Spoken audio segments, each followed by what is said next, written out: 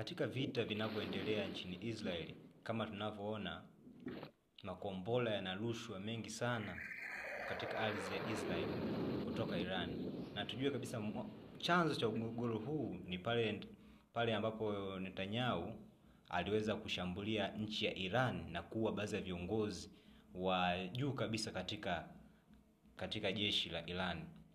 Na Iran anachokifanya katika ardhi ya Israeli, anafanya kama kulipiza kisasi.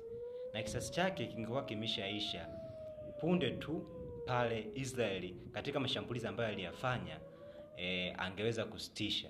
Kwa mfano angefanya mashambulizi siku ya Ijumaa, angefanya yale mashambulizi, Muirani angefanya mashambulizi ya kulipiza kisasi, angeacha. Ila yanaendelea kufanyika mashambulizi katika ardhi ya Israeli kwa sababu Muisraeli alivyopigwa ile siku Iran ilivyolipiza kisasi ile siku ile, naye Muisraeli akaenda akalipiza kisasi. Kwa Israeli alifanya Israeli alifanya kama ameonewa, lakini Muirani alichokifanya yeye alifanya kama kulipiza kisasi kwa kitendo anachokifanya Muisraeli. Na kingine, Israeli amefanya kitendo ambacho katika swala majadiliano ya amani wale wengi kabisa wamekipinga: Russia, North Korea, China na hata Trump mwenyewe anasema kwamba anashtukishwa na kile kitendo anachokifanya Muisraeli.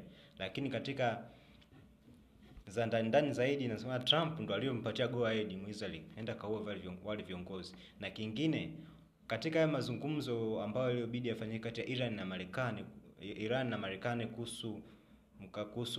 kuhusu swala la nuclear, Marekani alifanya vile ili kumpumbaza Muirani ili Israeli apate advantage ya kuweza kuwawinda wale viongozi wa juu wenye itikadi kali, sana sana wanajeshi au makamanda wa kijeshi na hao ambao wana sayansi ya kinuclear na hao negotiator ambao walikuwa wamejitokeza kuweza kunegotiate na Marekani.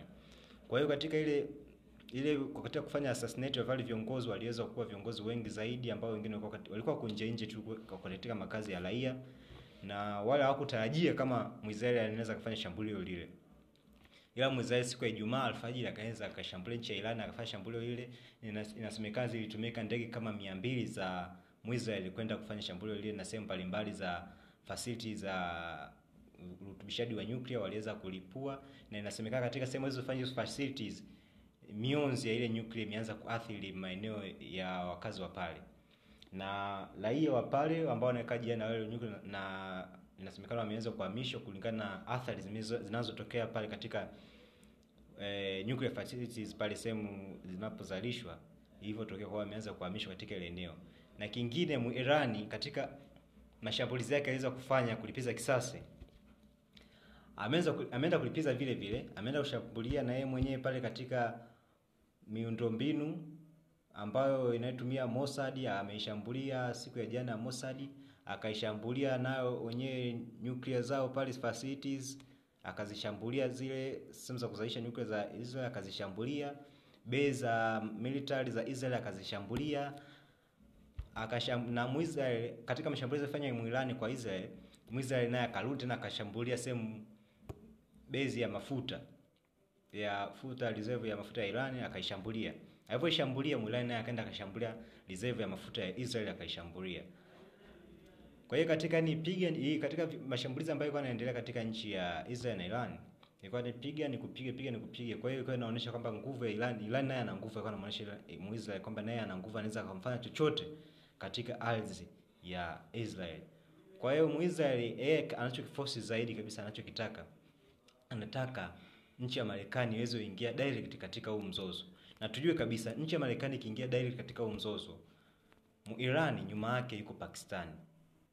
Pakistani amesema kabisa Marekani akiweza kuingia katika huu mzozo, mimi nitaingia direct kusupport Iran. Na ameshaweka nuclear zake sawa kuziandaa in case kama Marekani akiingia katika hii vita, yeye atamsupport Iran, na ametoka kabisa anamsupport Iran katika hii vita kwa sababu yeye ana advantage ya nuclear.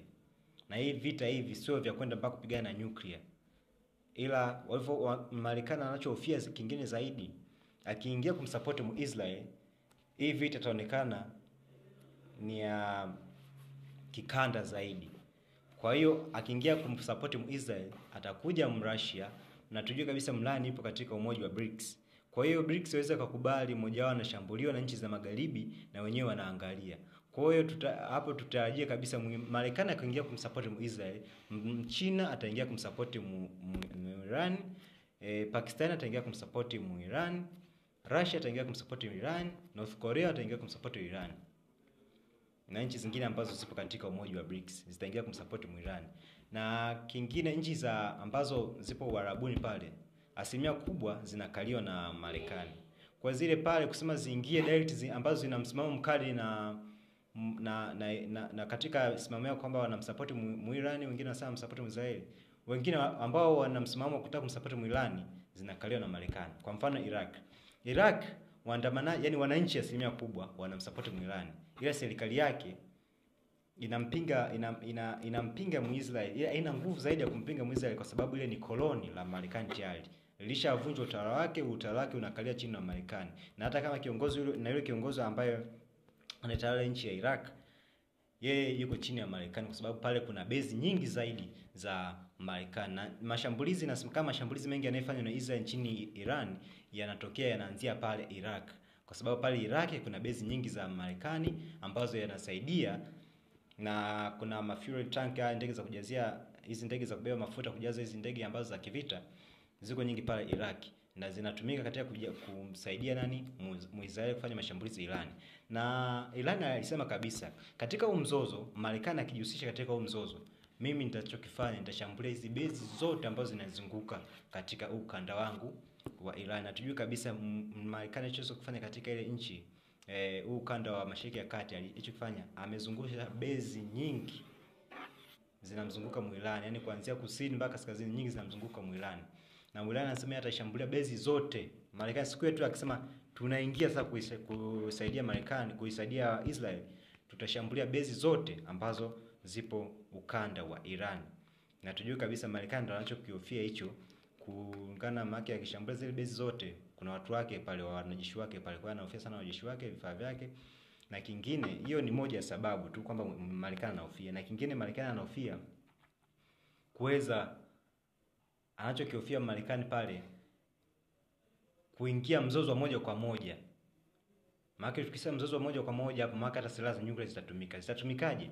Maana Pakistan akiingia nchini Iran, Pakistan tujue kabisa ana nuclear. Wanasema Iran katika utafiti kabla hapo vita jianza, wanasema kwamba Iran inawezekana anakuwa na nuclear ila anaficha.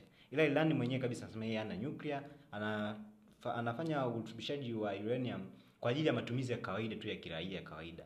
Ila wanasema za chini kabisa Iran ana nuclear, ila yeye mwenyewe alikanusha ana nuclear.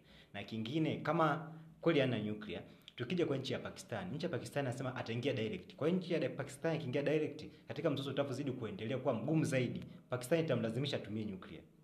Na Pakistan akitumia nuclear tujue kabisa na Israel naye ana nuclear. Kwa hiyo mzozo utaingia katika mzozo wa nuclear. Na kingine, nchi za Marekani zinachofiaga zaidi nchi zenye nuclear, ndio tujue hicho.